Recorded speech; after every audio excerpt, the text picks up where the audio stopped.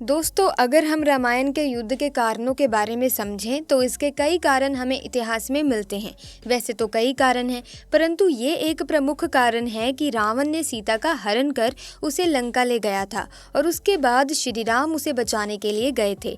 रावण को काफ़ी समझाने पर वो नहीं समझा और फिर श्री राम को युद्ध का फैसला लेना पड़ा। इसी वजह से हुआ था रावण का युद्ध। रामायण का युद्ध भगवान श्री राम और रावण के बीच लंका में हुआ था, जिसे हम वर्तमान में श्रीलंका के नाम से जानते हैं। सत्य की असत्य पर विजय के उपलक्ष्य में हम रामायण के युद्ध को जानते हैं। इस युद्ध में भगवान श्री राम की विजय हुई थी।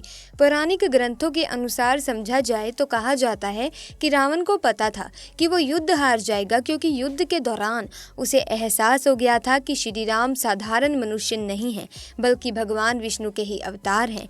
लेकिन अपने अहंकार के चलते उसने युद्ध किया और मारा गया।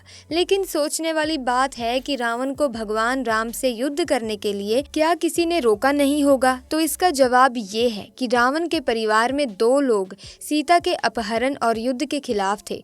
वो थे भाई विभीषण और पटरानी मंदोदरी। दोनों बिल्कुल युद्ध नहीं चाहते थे और लगातार रावण को सीता को सम्मान पूर्वक राम को लौटा देने के पक्ष में थे।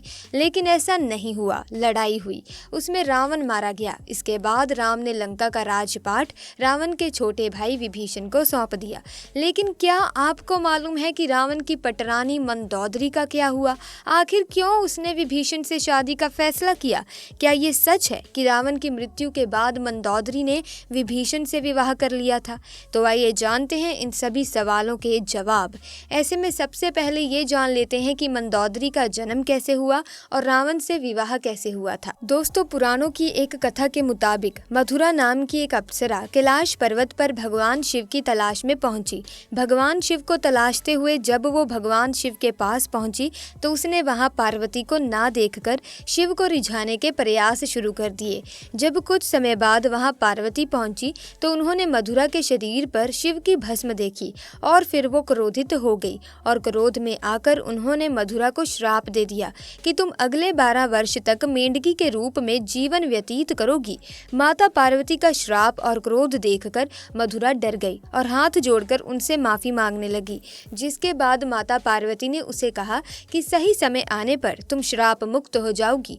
और जैसा कि माता पार्वती ने श्राप दिया था, तब अप्सरा मथुरा तुरंत ही मेंढकी बन गई, जिसके बाद वो धरती लोक पर विचरण करने लगी। दोस्तों, मेंढकी रूपी मथुरा पृथ्वी लोक पर किसी तरह अपने दिन गुजार रही थी। लेकिन तभी एक दिन अचानक एक भयंकर सांप मेंढकी को खाने के लिए उसके पीछे पड़ गया। मेंढकी मथुरा अपनी जान बचाने के लिए भागने लगी और भागते भागते वो सप्त ऋषियों के आश्रम में पहुंच गई, जहां उन्होंने खीर बनाने के लिए खीर को बहुत बड़े लकड़ी के चूल्हे पर चढ़ाया हुआ था। जब सांप ने मेंढकी मथुरा को दौड़ाया तब वो उछलकर उसी खीर के बर्तन पर बैठ गई। जब सांप उसके पीछे आया, वो उससे बचने के लिए बर्तन के एक छोर से दूसरे छोर पर उछल गई। सांप भी उसके पीछे दौड़ गया और दूसरे छोर पर जाने की कोशिश करने लगा, लेकिन दुर्भाग्य से वो फिसल कर खीर के बर्तन में गिर गया और खीर गर्म होने के कारण दोस्तों वो सर्प मर गया। किंतु अब मेंढकी बनी मथुरा को ये चिंता सताने लगी कि जब ऋषि गण यहाँ आएंगे और वो ये खीर खाएंगे तो जहरीले सांप की वजह से उनकी तो मृत्यु हो जाएगी।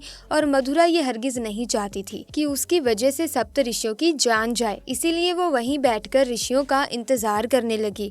जैसे ही ऋषि वहां आए तो वो उनके सामने ही तुरंत खीर के बर्तन में कूद गई। ऋषियों ने मेंढकी को बर्तन में कूदते हुए देख लिया, इसीलिए उन्होंने सोचा कि अब तो ये खीर खाने योग्य बिल्कुल नहीं है और उन्होंने खीर को वहीं फैला दिया। खीर फैलाने पर उन्होंने देखा कि इस बर्तन में मेंढकी के अलावा एक सांप भी मरा हुआ है। ये देखकर सभी ऋषि समझ गए कि मेंढकी ने हम सबकी जान बचाने के लिए अपने प्राणों का बलिदान दे दिया।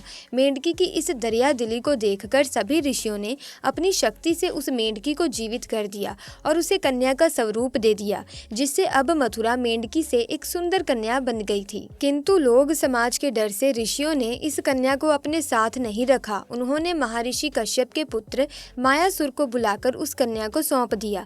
मायासुर और उसकी पत्नी हेमा ने उस कन्या को पुत्री के रूप में गोद ले लिया। उन्होंने मथुरा का नाम बदलकर मंदोदरी रख दिया। मायासुर के महल में मंदोदरी को राजकुमारी का जीवन मिला। वो अपनी नई जिंदगी में बेहद खुश थी, लेकिन इसी बीच उसकी जिंदगी जिंदगी में रावण की एंट्री हुई। मंदोदरी के पिता मायासुर से मिलने रावण पहुंचा। वहीं उसने मंदोदरी को देखा और मोहित हो गया। उसने मायासुर से मंदोदरी का हाथ मांगा। मायासुर ने ये प्रस्ताव ठुकरा दिया तो क्रोधित रावण मंदोदरी का अपहरण कर लेता है। दोनों राज्यों में युद्ध की स्थिति बन गई, लेकिन मंदोदरी जानती थी कि रावण उसके पिता से ज्यादा शक्तिशाली शासक है, इसीलिए मंदोदरी ने रावण के साथ रहना स्वीकार किया। दोस्तों, राजस्थान के जोधपुर के मंडोर रेलवे स्टेशन के पास एक जगह है जिसके बारे में ये मान्यता है कि इस स्थान पर रावण ने मंदोदरी के साथ 7 फेरे लिए थे। कुछ मान्यताओं के अनुसार भगवान शिव के वरदान के कारण मंदोदरी का विवाह रावण से हुआ था। मंदोदरी ने शिवलेश्वर नाथ मंदिर में भगवान शिव की आराधना की थी। ये मंदिर मेरठ के सदर इलाके में है। मंदोदरी का चरित्र दोस्तों रामायण में बेहद नैतिक दिखाया गया है। जब रावण ने सीता का अपहरण किया था तब मंदोदरी ने इसका विरोध किया था। मंदोदरी बार बार रावण को ये समझाने का प्रयास करती रही कि दूसरे की पत्नी का अपहरण अपराध है, लेकिन रावण नहीं माना। आखिरकार राम के साथ युद्ध में रावण की बुरी पराजय हुई। वो मारा गया और मंदोदरी विधवा हो गई। कहते हैं कि मंदोदरी अपने पति द्वारा किए गए बुरे कार्यों से अच्छी तरह परिचित थी। वो रावण को हमेशा यही सलाह दिया करती थी कि बुराई के मार्ग को त्याग कर सत्य की शरण में आ जाएं। लेकिन अपनी ताकत पर घमंड करने वाले रावण ने कभी मंदोदरी की बात को गंभीरता से नहीं लिया और उसका परिणाम तो आप सभी जानते ही हैं।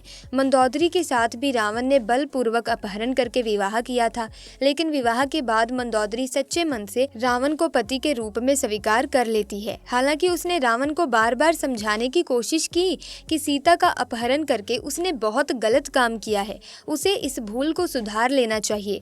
रावण की मौत के बाद भगवान राम ने मंदोदरी को विभीषण से शादी का प्रस्ताव दिया। उन्होंने समझाया कि विभीषण के साथ मंदोदरी की जिंदगी बेहतर रहेगी, लेकिन मंदोदरी ने इस प्रस्ताव को अस्वीकार कर दिया। कहा जाता है कि इसके बाद एक बार भगवान राम, सीता और हनुमान के साथ मंदोदरी को समझाने गए। तब ज्योतिष की प्रकांड विद्वान मंदोदरी को महसूस हुआ कि धार्मिक और तार्किक तौर पर साथ ही नैतिक तौर पर देवर विभीषण से विवाह करना गलत नहीं होगा। ये महसूस होने पर उसने इस प्रस्ताव को स्वीकार किया। विभीषण से उसकी शादी हुई। रावण के मरने के बाद जब मंदोदरी विधवा हो जाती है तब भगवान राम विभीषण को सलाह देते हैं कि उसे अपनी भाभी से विवाह कर लेना चाहिए। ये परंपरा उन दिनों मान्य थी, लेकिन विभीषण के पहले से कई रानियां थी और वो इसके लिए तैयार नहीं थे। ये भी कहा जाता है कि अगर विभीषण ये शादी कर लेते तो उन्हें भाई की जगह लंका पर शासन का नैतिक अधिकार भी हासिल हो जाता। इसी के साथ मंदोदरी चाहती थी कि उसके पति के निधन के बाद लंका में स्थायित्व और समृद्धि रहे। वो राम से शत्रुता की बजाय मित्रता चाहती थी। रावण की मृत्यु के लिए उसने राम को कभी जिम्मेदार नहीं ठहराया। एक वजह ये भी बताई जाती है कि रावण के निधन के बाद मंदोदरी भी उसकी चिता के साथ सती होने जा रही थी, लेकिन राम ने उसे रोक लिया। इसके बाद मंदोदरी के पास देवर से विवाह करने के अलावा कोई विकल्प नहीं बचा था। लेकिन दोस्तों, ज्योतिषों के अनुसार ये कहा जाता है कि मंदोदरी एक पतिव्रता स्त्री थी और रावण की मृत्यु के बाद उसने विभीषण के साथ विवाह नहीं करवाया था। तो ऐसे में ये कहा जा सकता है कि इस बात का कोई पुख्ता प्रमाण नहीं है कि मंदोदरी ने रावण की मृत्यु के बाद विभीषण से विवाह कर लिया था। तो ऐसे में दोस्तों, आज की वीडियो में बस इतना ही। अगर आपको वीडियो में दी गई जानकारी अच्छी लगी है तो इस वीडियो को लाइक करें, शेयर करें और चैनल को सब्सक्राइब करके बेल आइकन को प्रेस कीजिए ताकि आने वाली नई वीडियोस की अपडेट आपको मिलती रहे। आपका बहुत बहुत धन्यवाद।